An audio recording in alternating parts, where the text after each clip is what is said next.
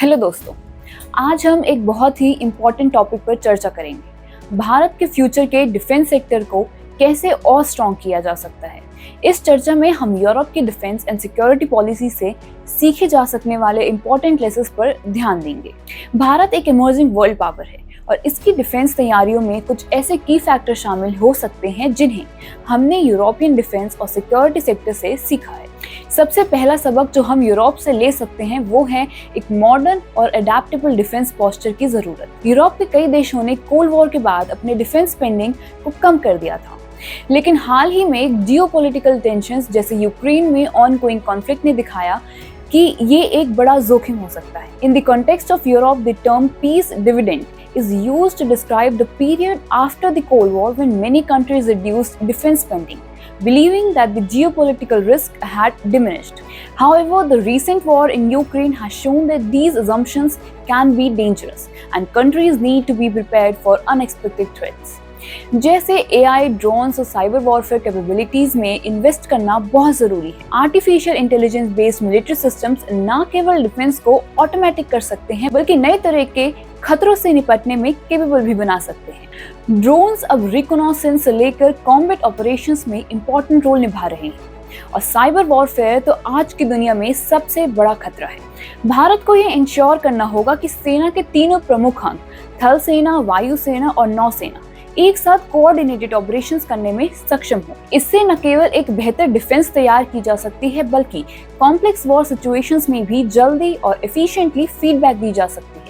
ये European defence strategy से सीखी गई एक बहुत ही इम्पोर्टेंट सीख है। यूरोप की तरह भारत को भी अपनी डिफेंस स्ट्रेटजीज और कैपेबिलिटीज को नियंत्रित रूप से इवैल्यूएट करना चाहिए। चेंजिंग ग्लोबल सिक्योरिटी थ्रेट्स के साथ तालमेल बिठाने के लिए जरूरी है कि डिफेंस पॉलिसीज का लगातार री-इवैल्यूएशन और अमेंडमेंट हो। भारत के लिए ये जरूरी है कि हम अपनी सेनाओं को नियमित रूप से मॉडर्नाइज करते रहें और नए खतरों का सामना करने के लिए हमेशा तैयार रहें। जॉइंट ऑपरेशंस, इमर्जिंग टेक्नोलॉजीज और फ्लेक्सिबल स्ट्रेटजीज इस प्रयास में इंपॉर्टेंट रोल निभा सकती हैं। यूरोपियन डिफेंस सेक्टर से दूसरा बड़ा सबक है एक सेल्फ रिलायंट और रेसिलिएंट डिफेंस इंडस्ट्री का निर्माण। यूरोप ने हाल के क्राइसिस में ये महसूस किया कि ग्लोबल सप्लाई चेन्स पर पूरी तरीके से डिपेंडेंट होना एक बहुत ही बड़ी कमजोरी हो सकती है। उदाहरण के तौर पर जब कोविड-19 के कारण ग्लोबल सप्लाई चेन से टूट गई तब कई यूरोपियन कंट्रीज को डिफेंस प्रोडक्शन के लिए क्रिटिकल मटेरियल्स की कमी का सामना करना पड़ा। Europe's response to these challenges has been to diversify supply chains and develop ever-warm production capabilities. This means having the capacity to ramp up production quickly in times of need. These steps are crucial for maintaining national security during crisis. Bharat को अपने defence research and development R&D में self reliance पर ध्यान देना चाहिए। Present में DRDO, defence research and development organisations जैसे organisations defence technologies के ग्रोथ में इंपॉर्टेंट रोल निभा रहे हैं, लेकिन अब समय आ गया है कि हम और भी तेजी से इंडिजीनियस डिफेंस टेक्नोलॉजीज को बढ़ावा दें ताकि क्रिटिकल कंपोनेंट्स और सिस्टम्स के लिए बाहरी देशों पर डिपेंडेंट न रहना पड़े। यूरोपियन डिफेंस इंडस्ट्री में प्राइवेट कंपनीज का बड़ा रोल है और भारत को भी अपने प्राइवेट सेक्टर को डिफेंस मैन्युफैक्चरिंग में शामिल करने की जरूरत है। हाल ही में किए गए रिफॉर्म्स जैसे कि FDI, फॉरेन डायरेक्ट इन्वेस्टमेंट की सीमा बढ़ाना, इस दिशा में एक बहुत ही बड़ा पॉजिटिव स्टेप है। प्राइवेट सेक्टर की इनोवेशन और एजिलिटी डिफेंस मैन्युफैक्चरिंग को और भी स्ट्रॉन्ग बना सकती है। यूरोपियन कंट्रीज ने ये सीखा है कि एक फ्लेक्सिबल और एफिशिएंट प्रोक्योरमेंट प्रोसेस होना कितना जरूरी है ताकि घरेलू डिफेंस कंपनीज को समय पर कॉन्ट्रैक्ट्स मिल सकें। भारत में भी डिफेंस प्रोक्योरमेंट को सिंप्लीफाई और फास्ट ट्रैक करने की जरूरत है ताकि इंडिजीनियस कंपनीज को सही समय पर सही अपॉर्चुनिटीज मिल सके। जैसे कि यूरोप ने ग्लोबल पार्टनरशिप्स के जरिए क्रिटिकल टेक्नोलॉजीज और एक्सपर्टीज हासिल की, वैसे ही भारत को भी दूसरे देशों के साथ कोलैबोरेशन बढ़ानी चाहिए। ये न केवल टेक्नोलॉजी ट्रांसफर्स को आसान बनाएगा बल्कि हमें एडवांस डिफेंस सिस्टम्स को लोकली प्रोड्यूस करने में भी मदद करेगा। भारत आत्मनिर्भर भारत कैंपेन के तहत अपने डिफेंस मैन्युफैक्चरिंग को स्ट्रॉन्ग कर रहा है, लेकिन अभी भी हमें कई इंपॉर्टेंट टेक्नोलॉजीज और प्रोडक्शन कैपेसिटीज को डेवलप करने की जरूरत है। यूरोपियन मॉडल से सीखकर हम अपने सप्लाई चेन्स को भी स्ट्रॉन्ग बना सकते हैं। यूरोप में एरोस्पेस और डिफेंस सेक्टर एक टैलेंट क्राइसिस का सामना कर रहा है, जहां टेक और दूसरी इंडस्ट्री से कंपटीशन की वजह से यंग टैलेंट को अट्रैक्ट करना मुश्किल है। डिफेंस इंडस्ट्री को अब टेक ड्रिवन करियर जैसे कि एआई और साइबर सिक्योरिटी में जॉब्स के साथ कंपटीशन करना पड़ रहा है। In Europe, the aging workforce in aerospace and defense is leading to a massive talent shortage.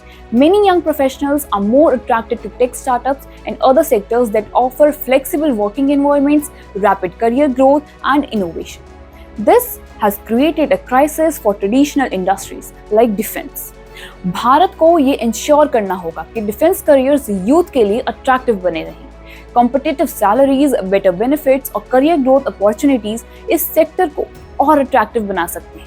Defence organisations में कटिंग एज टेक्नोलॉजी और इनोवेशन का माहौल बनाना बहुत जरूरी है ताकि टेक सेवी प्रोफेशनल्स इस सेक्टर में आना चाहें।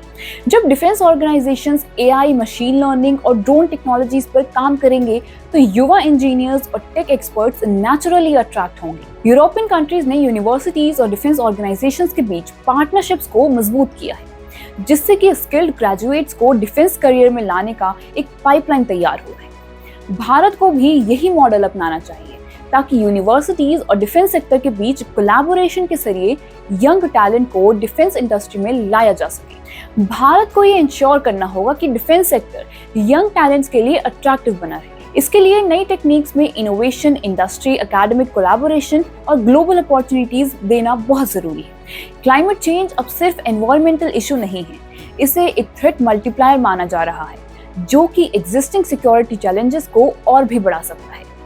यूरोपियन डिफेंस स्ट्रेटजीज में इसे एक इम्पोर्टेंट फैक्टर के रूप में देखा जा रहा है। Climate change events such as rising sea levels, intense storms, droughts, and floods increase the resource shortages, displace populations, and create geopolitical instability. These issues can intensify existing conflicts or even spark new ones over scarce resources like water on arable land. For India, जो climate change के प्रभावों के लिए खास तौर पर vulnerable है, ये लेसन बहुत ही ज़्यादा relevant है। India frequently faces floods, droughts, cyclones, and extreme heat, all of which could escalate internal and regional tensions. Integrating climate risk into defense and security strategies is no longer optional but essential.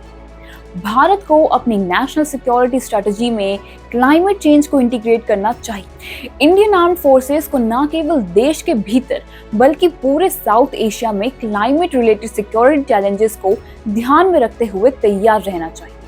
India should follow Europe's lead by investing in climate adaptation strategies. This involves ensuring military infrastructure can withstand extreme weather and making sure that the military is prepared to deal with the disaster relief missions which are expected to increase in frequency. South Asia में कई देश climate change के प्रभावों से जूझ रहे हैं। India can strengthen regional cooperation with its neighbors such as Bangladesh, Nepal and Sri Lanka which face similar challenges. Working on joint disaster response initiatives would help build stronger defense partnerships while addressing the human impact of climate change. Bharat के लिए ये जरूरी है कि हम climate change को national security planning का एक इम्पोर्टेंट हिस्सा बनाएं। अगर हम सभी से इस पर ध्यान नहीं देंगे तो फ्यूचर में ये सिक्योरिटी रिस्क बढ़ सकते हैं। रीजनल कोऑपरेशन और स्ट्रेटेजिक क्लाइमेट अडेप्टेशन मेजर्स इस दिशा में कारगर साबित हो सकते हैं। स्ट्रेटेजिक कोलैबोरेशंस के बिना कोई भी डिफेंस सेक्टर अपने आप में पूरी तरीके से सफल नहीं हो सकता। यूरोप ने पब्लिक प्राइवेट पार्टनरशिप्स और इंटरनेशनल कोऑपरेशन के जरिए कई डिफेंस इनोवेशंस को संभव किया है। In Europe, collaboration between governments, industries, and research institutions has been critical to addressing the complex security challenges. Public-private partnerships have fostered innovation, while international cooperation has led to joint development of cutting-edge technologies, such as the Eurofighter Typhoon and advancements in missile defense systems. For India, similar collaborations can help overcome resource limitations and enhance innovation. While India has made significant strides in defense collaborations with countries like US, Israel, and France, there is more potential to be unlocked through greater international cooperations and partnerships between the public and private sectors. Bharat को अपनी defence industry में public private partnership को और बढ़ावा देना चाहिए। European model से सीखते हुए इंडियन प्राइवेट कंपनीज और डिफेंस इंस्टीट्यूशंस को मिलकर कटिंग एज टेक्नोलॉजीज जैसे एआई ड्रिवन सर्वेलेंस सिस्टम्स और ड्रोन वॉरफेयर सॉल्यूशंस को डेवलप करना चाहिए। This would help India maintain its technological edge and boost its defense exports. Europe में नाटो और यूरोपियन यूनियन डिफेंस फ्रेमवर्क्स ने मिलिट्री इंटरऑपरेबिलिटी को बेहतर किया है। सिमिलरली इंडिया को भी अपने डिफेंस कोलैबोरेशंस को स्ट्रेटेजिक और टेक ड्रिवन बनाने की बहुत जरूरत है, ताकि इंटरनेशनल पार्टनर्स के साथ डिफेंस ऑपरेशंस को एफिशिएंटली कोऑर्डिनेट किया जा सके। क्रिटिकल टेक्नोलॉजी ट्रांसफर्स और जॉइंट डिफेंस एक्सरसाइजेस इस दिशा में कारगर साबित हो सकते हैं। भारत को अपने डिफेंस कोलैबोरेशंस में इनोवेशन और टेक्नोलॉजी को सेंटर ऑफ फोकस में रखना होगा। स्ट्रेटेजिक पार्टनरशिप्स और पब्लिक प्राइवेट कोलैबोरेशंस न केवल हमारी डिफेंस कैपेबिलिटीज को बढ़ाएंगे, बल्कि हमें ग्लोबल सिक्योरिटी चैलेंजेस का सामना करने में भी मदद करेंगे। यूरोपियन डिफेंस और सिक्योरिटी सेक्टर से हमने कई इंपॉर्टेंट चीजें सीखी, जिन्हें अगर भारत अपने डिफेंस स्ट्रेटजीज में अपनाता है तो हम न केवल आने वाले चैलेंजेस का सामना कर सकते हैं, बल्कि एक ग्लोबल लीडर के रूप में उभर सकते हैं। India's defense sector stands at the crossroads. With lessons learned from Europe, India has the potential to build a resilient, technologically advanced, and self-reliant defense sector. The road ahead includes continuous modernizations, fostering public-private collaborations, and prepping for new threats such as cyber warfare and climate change. Bharat एक emerging world power है और हमें अपने defence sector को future ready बनाना होगा। Strategic मॉडर्नाइजेशंस, climate resilience और innovative partnerships ही हमें इस दिशा में ले जा सकते हैं। अब समय आ गया है कि हम डिफेंस में सेल्फ रिलायंस को एक नई ऊंचाई पर ले जाएं। जय हिंद।